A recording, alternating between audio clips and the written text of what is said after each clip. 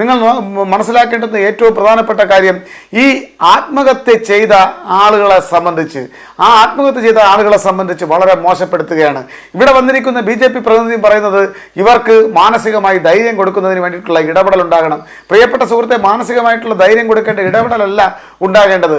അവരകപ്പെട്ടിരിക്കുന്നത്, ഇപ്പോൾ ഒരാൾ സ്ഥാനാർത്ഥിയാകാൻ ഒന്നിൽ കൂടുതൽ ആളുകൾ താല്പര്യപ്പെടുന്നതിൽ നമുക്ക് അതിശയോക്തിയൊന്നും കാണാൻ വേണ്ടി കഴിയില്ല. പക്ഷേ അങ്ങനെ ഉണ്ടാകുമ്പോൾ ഒരു മേശയ്ക്ക് ചുറ്റുമിരുത്തി പറഞ്ഞ് അവരെ അതിൽ നിന്ന് പിന്തിരിപ്പിക്കാം. ഇനി ജനാധിപത്യത്തിൻ്റെ സൗന്ദര്യമാണ്, ഒരാൾ സ്വന്തം പാർട്ടിയെ ധിക്കരിച്ചുകൊണ്ട് റിബൽ സ്ഥാനാർത്ഥിയായി മത്സരിക്കുകയാണ്. അങ്ങനെയാണെങ്കിൽ അത് അയാളുടെ സ്വാതന്ത്ര്യമാണെന്ന് മാനിക്കാൻ നിങ്ങൾ തയ്യാറാകണം.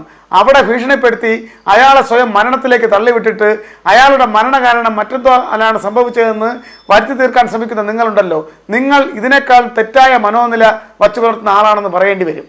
ഇത് തിരുത്തപ്പെടേണ്ടതാണ്.